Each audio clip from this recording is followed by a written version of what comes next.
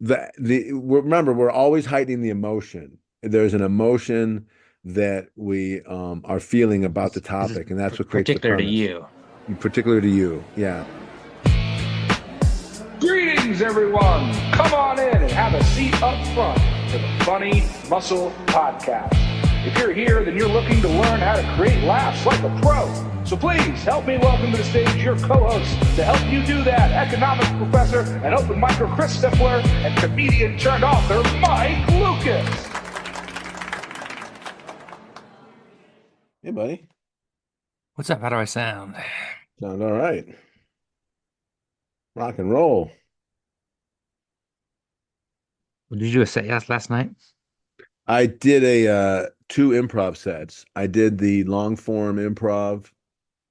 We did a show together. We're called Family Dinner, Hmm. and that set went really well. I played a mechanical a robot who shit in the yard to fertilize it, based off a suggestion of a Roomba that was leaking all over the floor. So, and then my character got called Did you back like later. move? Like, how did you Yeah, like a move? robot, and I was just, and then I eventually I ended up getting my own robot. The robot got a robot by the end of the show. Okay, so what was the premise? What did you do with the robot? Did you? I can't remember. We were probably looking things up, knowing the heightening of the show. And then I did a there's a improv jam that goes on afterwards, and they invited me to play on one of the teams for the improv jam. So I went and did that. And then I played Just a horny copier.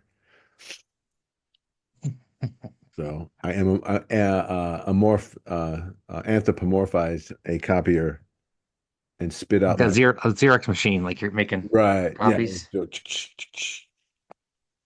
So I always say that when you describe your improv scenes, it's like describing your dreams. Like trying to tell I somebody, gotta you know, I was like a lizard, and then the lizard was in a divorce settlement. Jesus' face. Yeah. That's So funny. a lot of they call it an improv, they call it mapping, but it's an unlikely scenario where you combine two worlds, a frog bank, where you combine uh, a um a grounded world with a ungrounded world, and together you use the details of one and combine it with the details of the other and the framework of the other, and it sort of creates a scene. So it could be like two squirrels who are going through a divorce. It could be like a two automobiles that are jealous of each other, and are having a fight that we recognize. Is that different than your regular frog bank and your methodology? No, it's the same thing. It's all different ways to describe the same thing. So mapping. So basically, if you like mapping frog bank and unlike scenario or Kind of all the in same. your methodology, same. Yeah. Yeah, okay. Yeah, and they all have a different way to describe the idea of combining worlds. And that's the key to a fun game, a comedy game, which is when you combine worlds, when you bring two distant worlds together that don't seem like they'd normally be connected. Is there something deeper about like letting the audience discover what the combined worlds are on their own, like versus telling them? Like, is there like that like kind of aha like reveal like uh, put the pieces together themselves and then Can you do that with mapping? Well, with mapping or unlikely scenarios or frog banking, what we would call it, you're the game, like there's always opportunities to let the audience fill in the blanks, but you need to give them a clear idea of what game is being played. So yes and no to your question. You can find ways that you can let the audience discover things themselves by suggesting general terms, and then they put the pieces together. But in terms of frog banking and mapping and unlikely scenarios, you've got to give them both sides of the equation clearly so that they can see that they're being brought together. So if it's um I don't know, like two dogs that are fighting over the quality of the dinner that one brought. It's like a husband and wife or a boyfriend and girlfriend, and the girlfriend's bitching about going to McDonald's. It's that kind of argument is happening between two dogs. We need to see the scene that it's two dogs, but then we need to see the specifics of their having a relationship that's on the rocks. And we need to see that in each time we bring it together, we need to see both. I think that some of the ones that you sent us to study for in this session were clearly unlikely scenarios and frog banks. Yeah, there were a lot of frog banks in this one. I like I like that I mean, I got a lot of heightening devices out of each of them. So, even though unlikely scenario was in one, two, three, all four of them. Yeah, there was an unlikely scenario in all four of them. But I also got bait and switch, different perspective, funny specifics, recognition, cut forward to, impersonation, exaggeration, anthropomorphize, and those kind of repeated in all of them. Okay, so walk us through what drill we're doing today. Okay, so what I suggested to you, which is what I suggested to one of my coaching clients, and he's like you, learning the methodology, learning how to break down comics bits and identify the parts that create the whole. And when I say that, I mean, what's their comedy lens, meaning what's their brand, what's angle are they looking at life at? In terms of the bit, I want to know what's the topic, what are we talking about, what's the general subject matter. Then I want to know the premise, what's the sentence they use to add an emotion or some kind of a feeling to the topic. What's their setup? Where are they attempting to misdirect us in some way to get us thinking in a normal pathway as opposed to how they're going to twist it.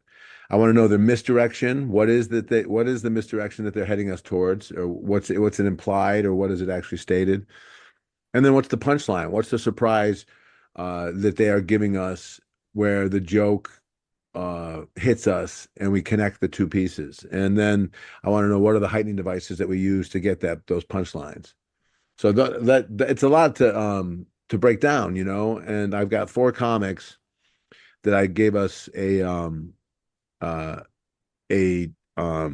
assignment, which is Amir Yeah. K, Theo Vaughn, Drew Dunn, and Taylor Tomlinson. And so each of them combines a whole bunch of these heightening devices to get their laughs. And it's done really well, and it's done quickly, and it's done cleverly, and it's done with as few words as possible. And they kill in all of these bits. You can tell the audience really digs the games they're playing. So tell me about your experience working with these clips. Were you able to break them down easily? So most of these people I'd never heard of before. So Yeah. it was harder for me to figure out their comedy lens as quickly as you can figure out. Well, I think I think that's a good point. I think it's very difficult when you know a comic really well to guess their comedy lens. And when you know them very little, it's even more difficult to try to base it on one bit. So I just took a guess. okay. I think it was easier for me to figure out their delivery style versus their comedy lens. Right. Um, I thought a lot of these they were I could I could I could identify the heightening devices faster than I could identify the setup and the misdirection. I Okay. thought a lot of them were just like similes, jumped into similes, and then they quickly got into the frog bank, unlikely scenario, act out. Uh, It's funny that they all had a setup and a misdirection, but some of them are quick, some of it's implied, some of the emotion is implied. Some of it is a lot of it is very modern. And in the modern world, it's quick. And the setup for a misdirection is fast, and it goes straight to because sometimes to the act out or to the presentation Interesting. of the unlikely scenario or the Is heightened. that why I feel like I can do this blueprinting with like a I get no respect Ronnie Dangerfield Yeah, type comic a lot easier than I can do it with yeah. today's comedians. I think so. I think if you remember, the older jokes are really premise setup punchline, and they really stick to that. And I think like that was what I always discovered with my act tended to skip over a lot of that stuff and go straight to the act out. And so there was definitely heightening devices in there because I was getting good laughs. But I think in a lot of cases, I was skipping the premise and setup and going straight to the punchline and getting laughs without misdirecting them and doing the sort of old-fashioned way to do this. And nowadays, more people are doing it like how I used to do it, but less people are kicking back on it because there's less traditional comics anymore. But I get their argument. You need to tell a joke. You need to get a joke out first, and then you can play with it and act it out and cut forward to and do all that stuff with it.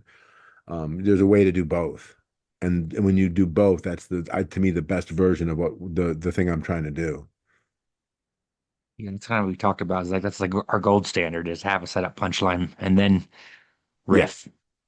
yeah, and You're saying that's you riff right away and didn't really have the sometimes, yeah, sometimes I'd be guilty of that, and it was working. It was I was able to get the crowd to get into my thing and follow along with what I'm doing, and they were laughing and having a good time, and I took that all the way to the Tonight Show and the Conan show. But the pushback I got from some traditional comics was, "Where are your jokes?"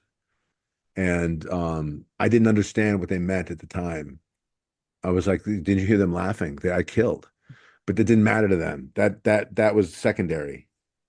Like anyone can kill the way you did it is kind of like the implication. okay. And I was like, really? Because I don't see a lot of people doing it. But that's neither here nor there. That's trying to fight back against their argument. You know what I mean? That's trying to not to see their point of view, and just defending how I did it. And so if I'm honest, this is why I wrote my books, was because I was confused as to why I was getting that pushback.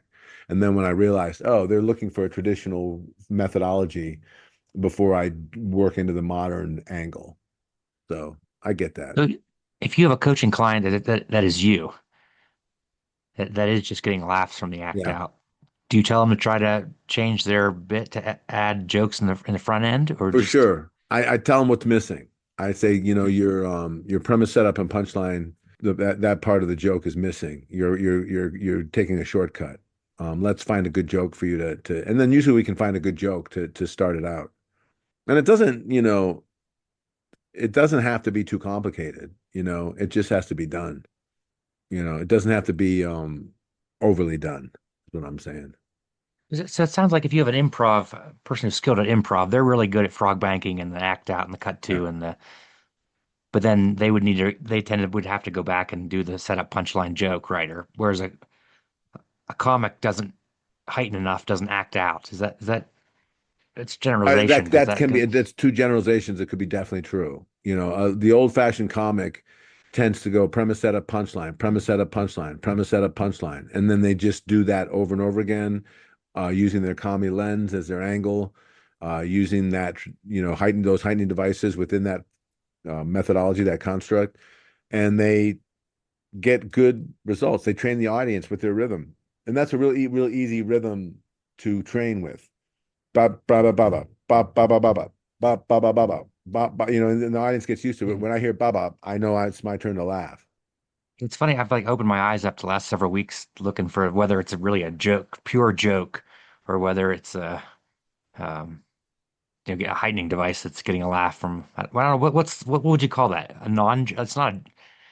Is it still a joke I don't or know what I what's your in call. the? I haven't really had a name for it yet. I Yeah, it's like a laugh generator, but not. yeah, I like naming things, and like one of my mentors, Kevin Rogers, used to say the famous line, "Name it and claim it." Meaning, if you name it, like that's how I came up with Comedy Lens, as opposed to brand or angle. It was my way of branding that uh, concept. So I don't know what the concept of skipping the joke and going straight to the act out is. It's accused of like cheating. There's like an element of cheating to it where it's easier, you know, uh, which I would argue, yeah, for some people, you know, for some people, but for other people that it's very hard to act out. It's very hard to cut to and show people the dialogue that happens in a fake scenario that you just made up. and use that to reinforce the point you already made. That's hard. And, it's not an easy thing to do. But well, let's look at there's 4 clips that I gave to my one of my coaching clients. And he's pretty new at comedy. He's like within 2 years of doing comedy. So he's not a baby, but I've been coaching him for several months now. And so he actually came up with this his name is Sean, and he actually came up with this idea he said, could you give me 4 clips and then have me break them down each using the elements that you typically use to break down a bit, which is the comedy lens, topic, premise, setup, misdirection, punchline, and heightening devices, which I mentioned earlier. So we have a session tomorrow, and we're going to go over it, and I'm going to hear his breakdown of each of these 4 bits, same ones that you looked at. So I'm interested to hear how you break it down. And this episode will come out after we have our session, so he'll be able to listen to this and be able to see how you reacted to the same bits that he looked at. This first one, this is Amir K. This is a cute bit. I love this bit because it is a bit that I would do. It anthropomorphizes a dog, and he does a really good job of imagining this different perspective of what and there's 2 hints of heightening devices that are being used. So I don't know how you want to do this. Should I just play the bit and then we can go back at it? Okay, so here's the bit. Sometimes I thought that too. I was like, I wish Doogie could talk. And then I rethought it, and I'm like, dude, he's so needy. There's no way. He's so needy. If Doogie could talk and he had a cell phone, I'd leave the house for 5 minutes. I'd check my voicemail. It'd be like, you have 30 new voice messages. Boop. Hey, what's going on? It's me, Doogie. Listen, I know you said we're going for a walk. I just kind of wanted to touch base and see what time you were thinking. Go ahead and give me a call back. I'm at home. Boop. Hey, it's me again. Listen, have you seen my red ball? Yeah, you don't know what we take to the park? Can't seem to find her. Anyways, no big deal. Call me when you can. Boop. The Amazon packages are here.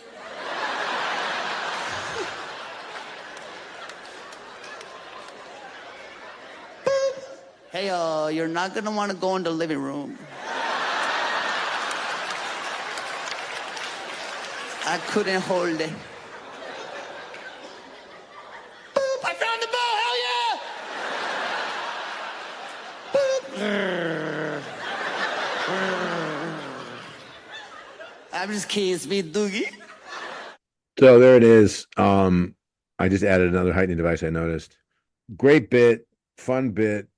I love how he goes about doing it. I'd like to hear your breakdown of it first. Yeah, I had an easy time once we were in the frog bank to really list anthropomorphize, impersonation, cut Well, go to. start from the beginning. Start from okay, so what do you think the topic of the bit was? The topic is his dog. Yeah, dog. I just put dog. Okay. And then premise. This is where I struggled. The premise is about if the dog could talk. But the premise has an emotion. Oh yeah, he said wouldn't it be great? He would love the idea of having his dog talk to him. No. He said that at first, but his conclusion is Doogie's too Oh, needy he turns to it talk. so it'd be annoying. So the emotion is that he's annoyed by how needy the dog is. Okay. Right. So he implies it by saying he's too needy to talk. And so he the way he says it, he implies it. How needy is he? He's so needy that he would leave excessive messages on my cell phone. That's how needy he is. Like that friend who talks too much. So what's the misdirection? Or what's the setup? This is where I struggled. What's the norm here? I'm trying to think the norm was, wouldn't it be great if you could understand what your dog was saying? I said the But he setup flips. is I'd leave the house and check my messages.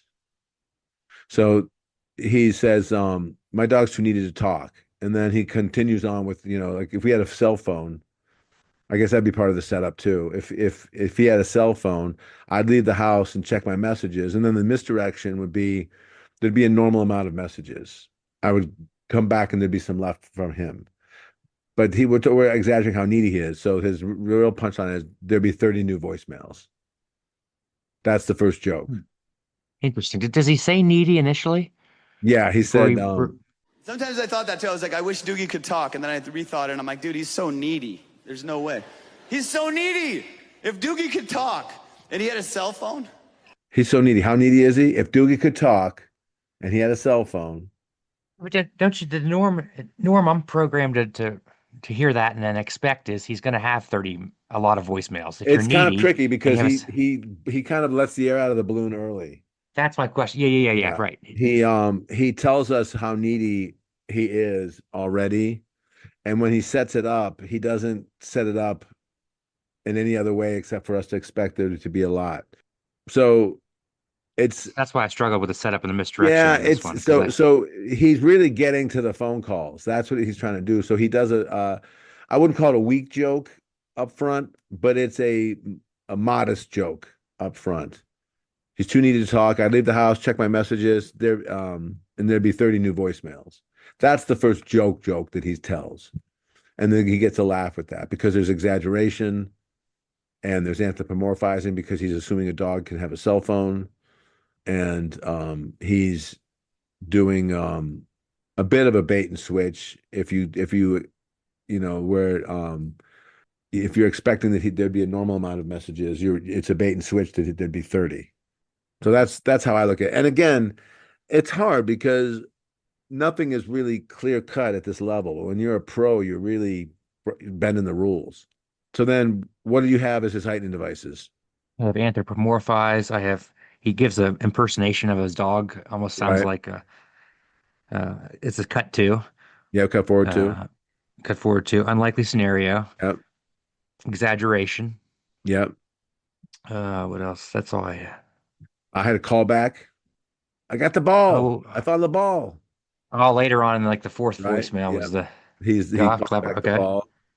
I Um, thought that I don't know what it is. There's something the Amazon package one got me had me laughing the most because that's a funny specific okay, yeah. and a recognition It's that the recognition that the I like. dog noticed it, and it's filling in the blanks. The dog noticed the Amazon package being delivered. Yeah, He's obviously not outside. He's not outside. He's in the house monitoring when someone comes up to the front door. So there's a right. funny recognition of that. And yeah, I thought the recognition was like I get an Amazon package like every other day, and everyone's if they're Amazon Prime people, they just get so many packages Yeah. now. It's how we do our shopping. Yeah. It's a real Oh, good that's a lot. and I like his impersonation. He does a voice that makes us laugh, it's not one we recognize. He's not imitating somebody who's famous. He's just doing Doogie. Doogie's got a like he sounds like this, and we laugh because it sounds like a friend who talks too much. Even just saying Dookie, the way he says it, Yeah, it gets a Doogie. Yeah, laugh. it's funny, and it's funny specific. He named the dog, and that's a good lesson for all of us as comics. Is the more funny specifics we include, the more details we include, the funnier our acts get, right? If he says I have a dog, it's not as funny as my dog is named Doogie. And then I say Doogie every time. Doogie, Doogie, Doogie. And we remember Yeah, Doogie. We don't remember the fact we might remember that it's a dog, but it doesn't register as much without the name Doogie. And it's the same with you know, any general versus a specific. The specifics are always funnier. how do you write a joke like that? Well, I mean, sometimes a joke like that comes out Or of bit? first you go, I want to do a bunch of like phone. If my dog could have a cell phone, Yeah, I'll my dog would be talkative. And then it just comes from that. And then you just start, what messages would my dog leave me? And then you backtrack it and go, well, how do I set up the fact that my dog is gonna talk this way? You know? Uh, sounds like say you have writer's block and you want to work on your comedy, but you have nothing to even start moving the pen with tonight. You could just take three things from your that you see in your world and then try to frog bank them with or almost like a unlikely scenario generator. Yeah, it's a good way You, to dog, and try. clown. Dog and, I don't know, Yeah. ski. Well, And just to me, the real place to start is the emotion. Is whatever topic you're talking about, how do I feel about it? Because that's what you're exaggerating. That's what you're using these heightening devices to exaggerate. And in this case, he's annoyed that his dog, he's not annoyed, but he's just observing that his dog is needy. And he's implying that he's annoyed because he's exaggerating, kind of making fun of his dog as being like a real needy friend. And so, but he's still a friend, so he's not being a total dick about it. He's just busting balls. His dog's busting his dog's balls. to translate it for my work, for homework, like if I was going to be like frog bank, drunk, and economics professor. Okay. But then what you're telling me is before I even do that work, start with two questions. What's the emotion? Yeah. So name the emotion first before I even try to figure out the funny specifics of the frog bank. And then also how blank is it? I tend to forget to even just Yeah. articulate those two questions. Because that's what we're doing with these jokes is we're saying, how angry was I? How jealous was I? How frustrating is this? And we're not saying that directly, but that's the intention of the joke. The real good jokes. And there's this guy is like, how needy is my dog? He's so needy that he would leave, if he had a cell phone, he would leave me too many messages that I would have to sort through. It'd be a pain in my ass because it's hogging up my cell phone. Is basically what he's implying with this joke. That's how needy he is. Let me show, and then let me give you some specifics and show you what I mean by that. Here's the phone calls. Here's the phone messages. And it might start off with one phone message. If my dog had a cell phone, he's so needy, he'd leave me, he'd be crazy, It's me, Doggy. The Amazon package are here. I heard we're going on a walk. I just called to touch base. That's funny. It's like a dog, like, handling business, but dog business. Anything else? I think that's all. Okay. Funny bit. I like this guy. I like this Amir K. I see him more often now, and I like him a lot. I think he's really good, and he's very clear on who he is, and he's got a very good look. He's got long hair. Usually wears a hat. He's got a beard, and he looks the part that he's playing. Yeah, very friendly, smiley. Very Yeah, welcome. yeah. He has definitely. Speaking of which, next is Theo Vaughn. Theo is definitely a friendly. Do you have an attempt at his comedy lens? Do you know I've Theo? never seen Theo at all. I've seen him on podcasts, but not, I can't even never say I've I watched any of his stand up. I call him. I said he's country boy brilliant Okay. Gotcha. because he's kind of like like kind of this. You think he's this dumb country boy, but he's got these brilliant philosophical insights that he represents in a country way that make you go, "Oh, this guy." There's a lot happening in this guy's head than what he leads you to believe at first, which is what I like. I like about him. So that's just in his bit. It's hard to relax, dude. I'm not good at it, man. I tried the marijuanas. I know a lot of people's on the marijuanas, and I'm not good at them, man. I get high, I just get real paranoid, Just like my whole head just turns into like a haunted house. It's like, what the fuck was that? Oh, an idea. This shit's strong, man. Yeah. So what do you think? What do you think the topic is? Let's see, either relaxing or marijuana. Marijuana. I think Okay. he got into talking about marijuana by talking about relaxing. So he might be doing he might talk about meditation. He might talk about going on a walk. He might talk about other ways to relax. So his overall topic is relaxation, but for this joke, his topic is marijuana. What's the premise? Which is the emotion plus the topic. Oh, I think he's kind of frustrated that he can't relax or he can't. Can you play it again? It's hard to relax, dude. I'm not good at it, man. I tried the marijuanas. I know a lot of people's on the marijuanas, and I'm not good at them, man. I get high, I just get real paranoid, Just like my whole head just turns into like a haunted house. So my premise is I'm not good at marijuanas. And the marijuana is funny because it's not the He's right way using of a funny saying it. specific. It's like he's rebranding marijuana as the marijuanas because Yeah. there are a bunch of marijuanas. There's indica, there's sativa, there's a blend, there's bud, there's stuff like oil, there's CBD oil. There's a whole But bunch he, of marijuanas. So he but he I liked it because he also says I'm not good at it, and then in right, the same breath he like says the wrong terminology. So like, right? It reinforces that. So his emotion is frustration. I'm not good at marijuanas. How frustrated am I? His and then he uh gets his setup is I get paranoid on marijuana, right?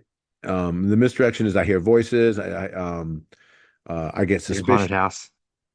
and then his punchline is my that's the misdirection. The misdirection is what we normally think of as I get paranoid, you know. So because how not good at marijuana am I? I get super paranoid. How paranoid do I get? I get so paranoid that my head turns into a haunted house. And what's that's the norm we're expecting before the misdirection comes Bit or the paranoid punchline that like comes. maybe he hears voices, maybe he's Yeah. suspicious. Like a normal, like what normal potheads, how normal potheads are paranoid. Right. I've seen so many comics do a bit. Like I got so paranoid. Let me tell you how paranoid I was. I was, worried about Mel Brooks dying or, just like they always go to like the crazy example of paranoid. But And that's what I he's was doing the leading same to. thing though. He's doing the exact same thing. How paranoid was I? I was so paranoid that my brain turned into a haunted house. I thought the punchline then was his like heightened crazy example of paranoia was just an idea.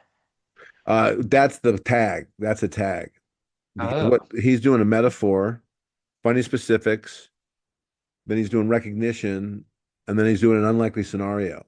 And the unlikely scenario is combining the world of uh, haunted house with the world of being high.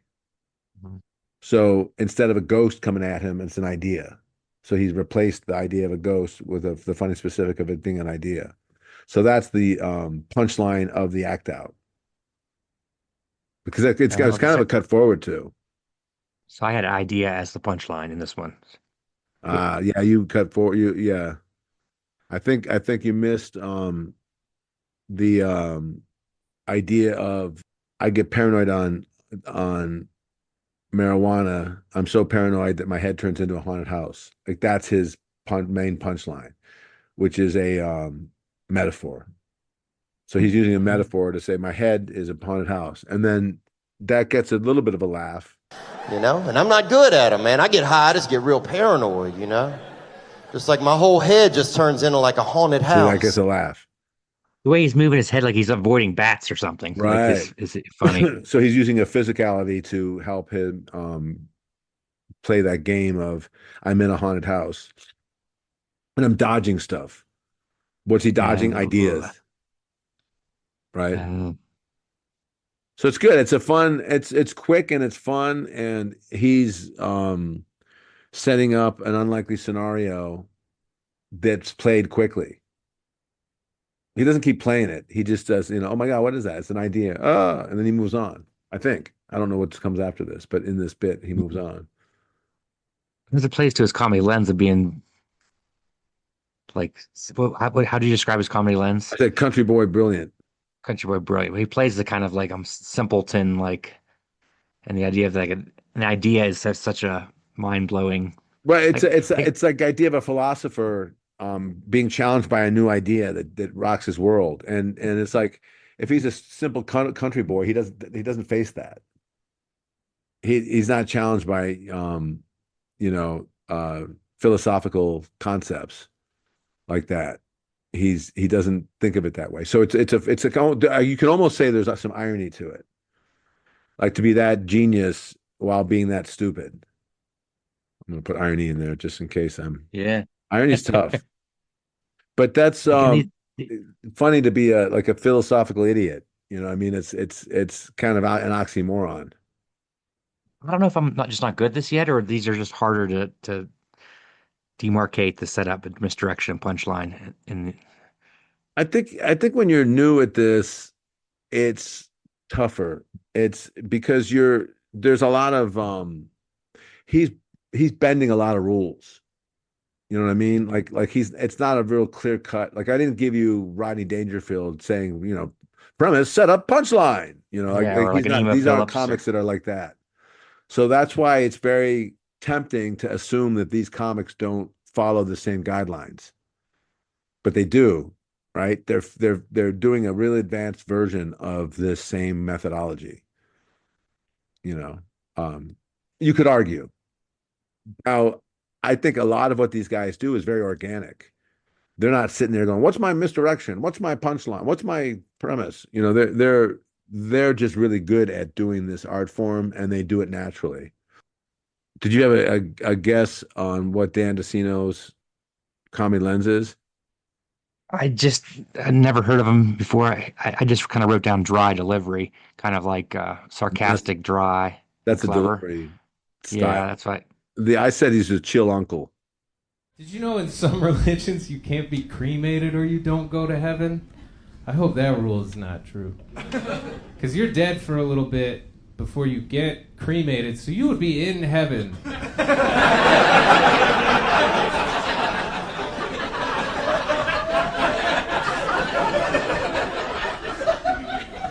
And somebody would come up to you and go, "Hey, your family just burned you, you gotta go."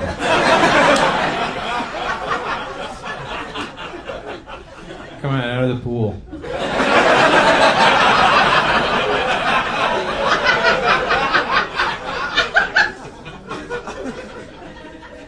But I did everything right. Yeah, it sucks, dude. I don't make the rules. Put the chocolate milk down, you're going to hell. Shit, man, I could have eaten ham. Cool. So what do you see as the topic? Yeah, I thought it was religion, afterlife, and religion. I said cremation. Okay. Cremation is the topic. The premise was I had as a premise. What do you have here as a premise? I think I said, isn't it weird? I think it's weird that some religions don't allow you to be in heaven if you're cremated. Yeah, I The said notion was weird for me. I hope it's not true that some religions and in some religions you can't be cremated. Same thing. We both basically said it. There's a I think it's weird. It's there's a it struck me as odd, Strange. Yeah. strange. Yeah, it surprised me. It shocked me. Setup. I think this is like an extension, which means that, or I think the setup is, what did he say? He used the words, it takes a while, a couple days before you're dead, before you're actually cremated. Yeah, that's what I said. You're dead a bit before you get cremated is the setup. And so what's that misdirection? So what's the norm? I guess. I said that it was no big deal. The norm would be you're having Oh, you're yeah, dead a okay. bit, and it's okay. So what? No one even thinks It's no about it. big deal. Not really a big deal. And then he zeroes in on the timing issue. It's Yeah. like, He says you'd be in heaven. And then that this is what's where I great think about it's this joke is he said you'd be in heaven, and then he pauses. a long pause and And then we allows do your what we brain do. to put the puzzle. Exactly. We were doing what you were talking about earlier, which is does the audience have a chance to put the pieces together themselves? Yeah. And This is this such a audience good does example that. of that. So they sort of jump ahead of him a little bit. And then he does an unlikely scenario, which is like camp time at the pool with chocolate milk is heaven. He's getting bad news that he can't go to camp anymore. Yeah, I saw it as, I wrote down happy kid at a pool party. Pool party, yeah, same thing. Pool party. Yeah. Then he just keeps tagging it, and it's like you just get like more details of the scenario you're watching in your own brain. Right. Is it Put which down the funny chocolate milk. specifics? Yep. And I think with an unlikely scenario, there's always like a recognitions in there too. Whenever there's funny specifics, we recognize the humor of using those funny specifics. We recognize the scenario that requires those funny specifics. So there's a recognition as with every funny specific, I think. They kind of go hand in hand.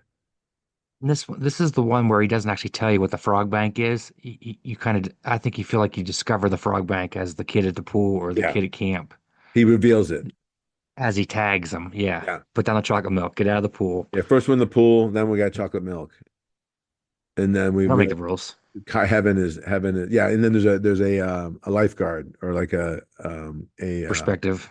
an adult there who's calling you out and going, you ran in the pool, you got to get out and you can't swim anymore.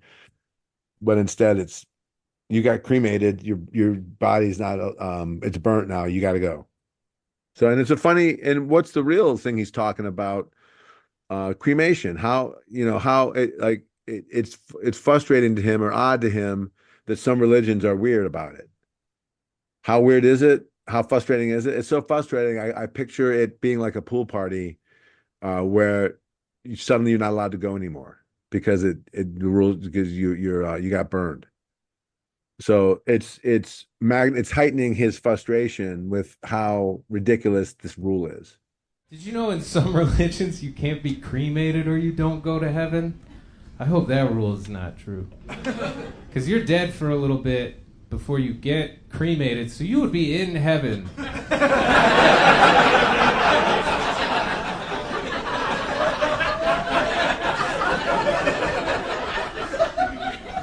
And somebody would come up to you and go, hey, your family just burned you, you gotta go.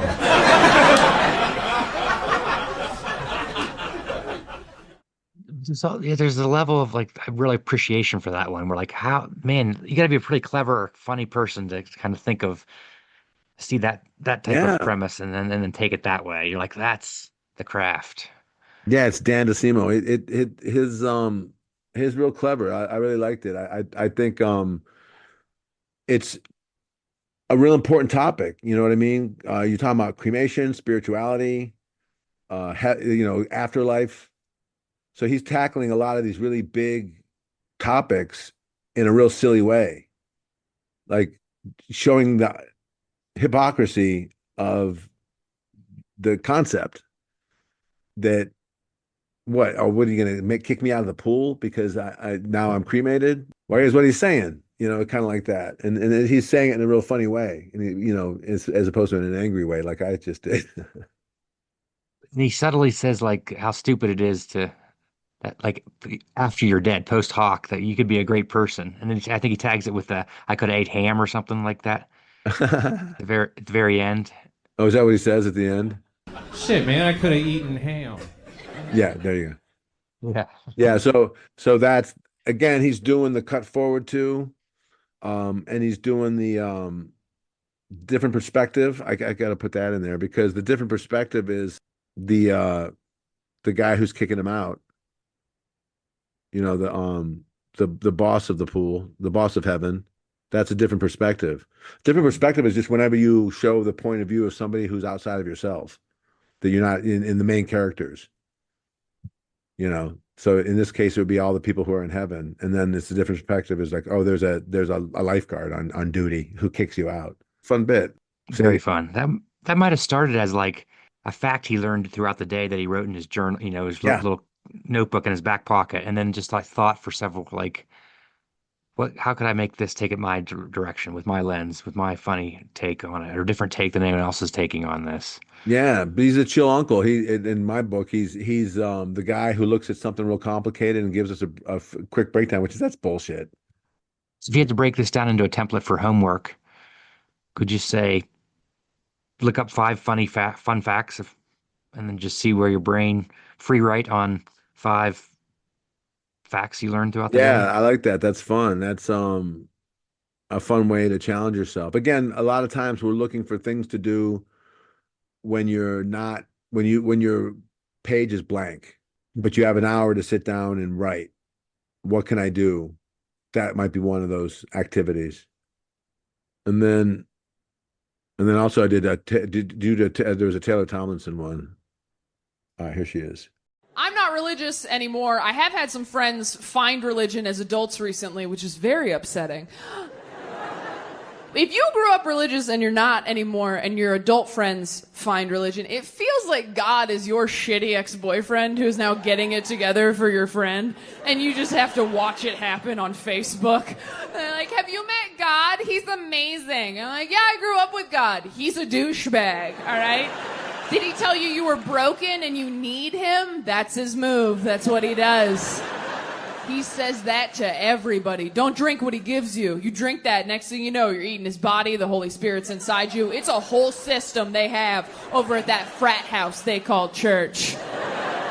Who else uses Roman numerals? That joke makes it sound like I resent my religious upbringing. And I do, so I nailed it. But She's post giving us her emotion, right? Yeah. To me, that was the clearest. That was closest to Ronnie Dangerfield right there. The last part, where it was very clear for me to see the setup punchline. That's funny because she's the one that really skips that whole part, I thought. I thought the end was a setup punchline very fast because what do you have? What do you have as the topic? Growing up religious. I just put religious. Religious, okay.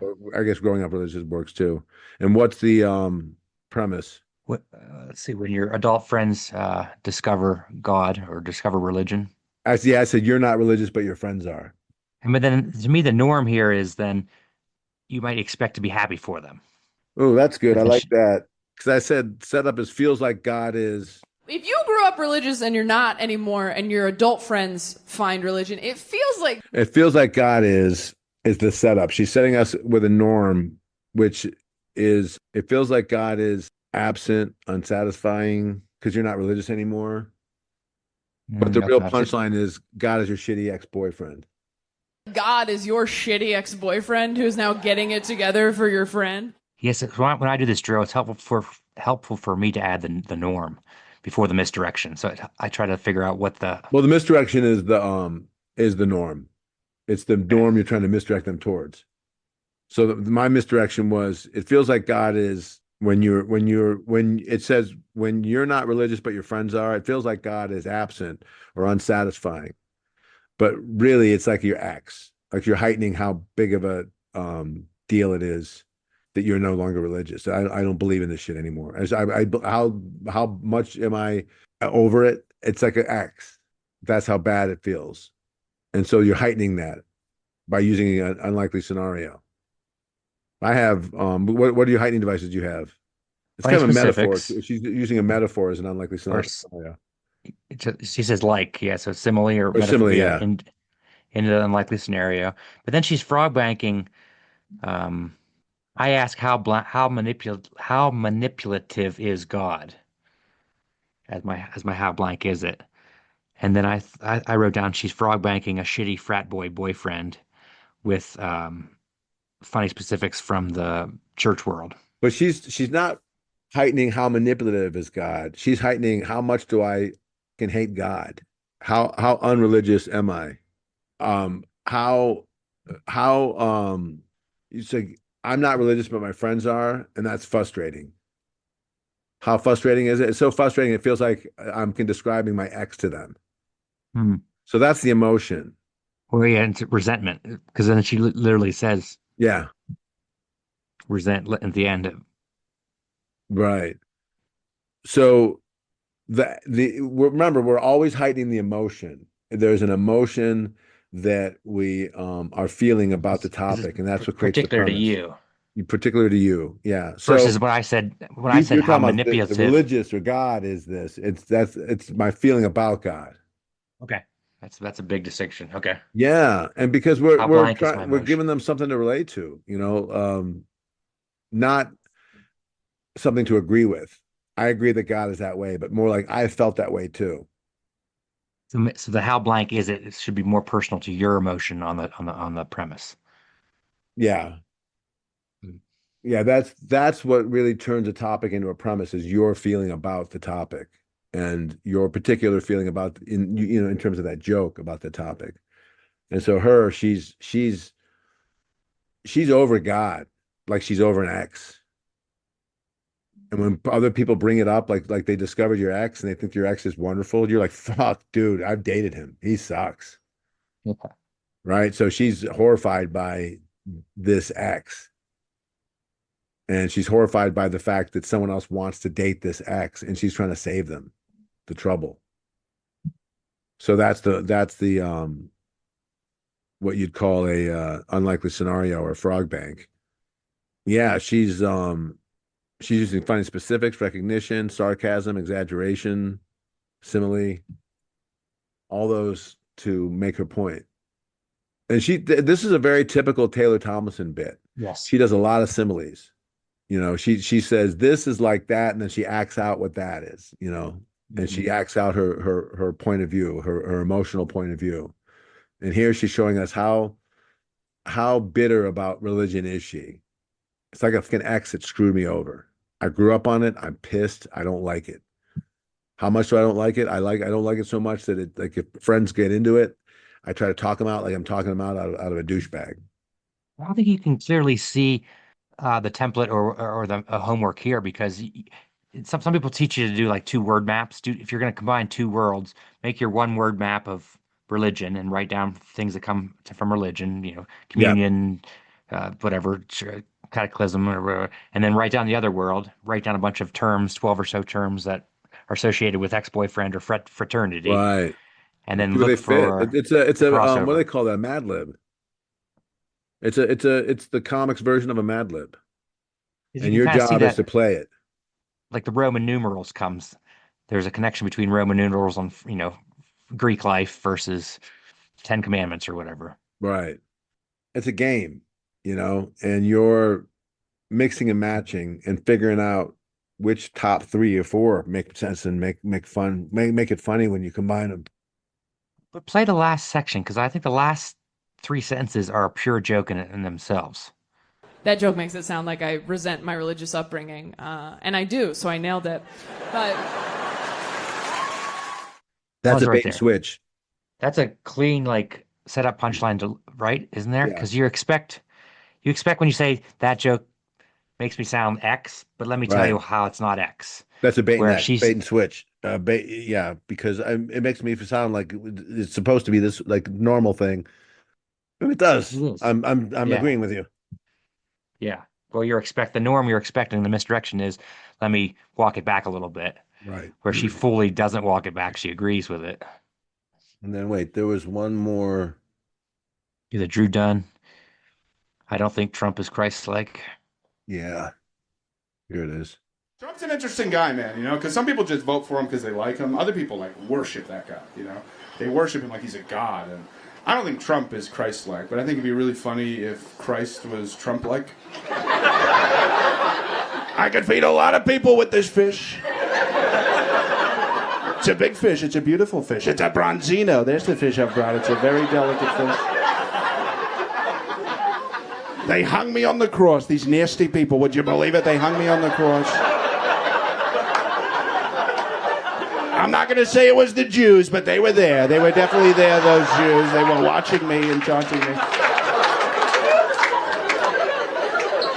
They hung me on the cross, and the fake news didn't tell you it was a capital T. I would never be hung on a lowercase t. That's extremely disrespectful. So, what's the topic? Trump. Yeah, Trump. And the premise is implied. What's his implied emotion? I think I wrote down how fun would it be if Christ was Trump-like? No, let's see it again. Trump's an interesting guy, man, because some people just vote for him because they like him. Other people, worship that guy, They worship him like he's a god. And So, to me, I don't think Christ is Trump-like. I don't think Yeah, I'm skeptical. Kind of like a he's going against the accepted MAGA norm. And then the setup is So this is where I think is a fun setup and misdirection is I don't think Trump is Christ-like. yeah. And so you're expecting. I think that's more the setup. Okay, setup, yeah. And then what you're expecting off that is the next sentence is going to be, I think Trump is actually unChrist-like, or let me show you Yeah. how he's not like Christ. Trump's evil, side is what we Yeah, I wrote expect. down the misdirection or the norm here is he's the opposite of Christ. Let me prove it to you. Where then you're hit with a surprise where So he wait, let's actually go back flips because it. we didn't really get a premise yet. I'm trying. How does he start out? Because there's got to be a premise, like his emotion about Trump. I Um, think he's skeptical or he thinks it's weird that people worship Trump. yeah, it's weird. Yeah, And I think his setup is I don't think Trump is Christ-like. yeah. Because he's trying to make a point, which is how funny it would be would those should those two switch places. They hung me on the cross, these nasty people. Would you believe it? They hung me on the cross. So he's doing a unlikely scenario Yep. He's frog banking the world of Jesus Christ with Trump. with Trump exactly. He's And he's poaching like nasty. Nasty is a funny specific from like that was the Hillary right. debate or what or the So then there's so he's recognition, of course, mm-hmm. and then there's How would you just impersonation. yep. I was curious how do you take what's the heightening device about the capital T? Like he interprets the cross as not a A cross, but wordplay. Trump. Okay. Wordplay's funny, and that's a version of wordplay where it's a letter versus a shape.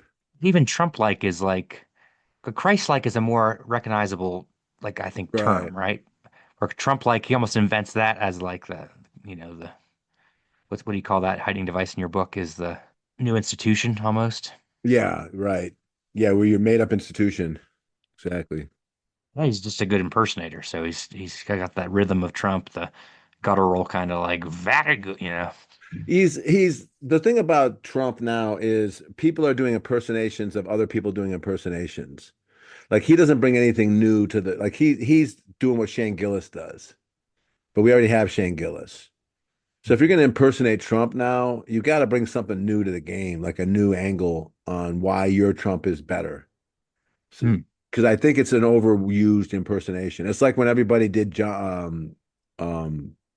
Jack Nicholson, or Hmm. and then people started doing impersonations of other people doing impersonations. And so a bald guy was holding his hair like this because he thought that's how you do it, Jack Nicholson, but he was imitating other people holding their hair back, so it looked like they have a hairline. Uh, So it became a joke, that people are impersonating impersonators. And oh, right now, okay. people are impersonating, the guy on SNL and Shane Gillis. So, but still funny use of that impersonation by Drew Dunn, and well done. And again, you can harp on him for doing a common impersonation, but that's, living in this time period with that's our president. It's like when Obama was president, a lot of people did Obama stuff. When Reagan was president, you did a lot of Reagan voices. So it Clinton can be understood. has that unique. So anyway, so that's the game that we played with my client, and this will be fun to see what he comes up with tomorrow, and if he comes up with the same stuff. But it's a good exercise to begin to examine how other comics use this methodology and how they bend the rules without breaking them and still use these heightening devices to get laughs, and this misdirection and this emotion. Emotion is so key. And you notice the ones that had the stronger emotions, the bits hit harder. You connect with them, yeah. Yeah. That's what I really took away from this one is how blank. The how blank is it?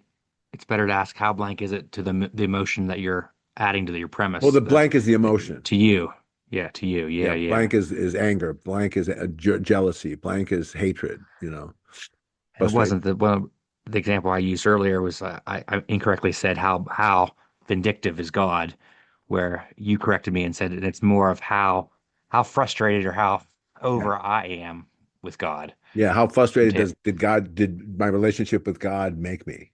It's like a bad ex. That's an exaggeration of how it made me feel.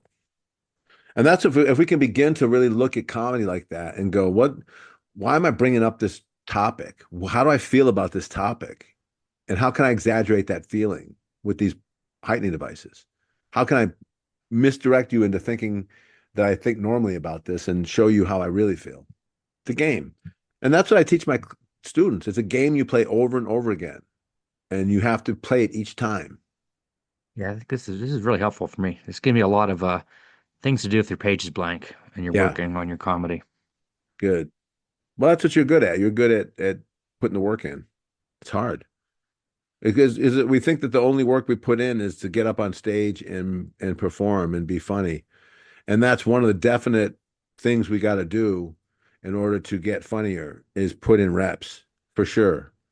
I wouldn't say no to that at all. But we don't always get chances to be on stage and to put in those reps. So what do we do in the other times if we want to work on our craft?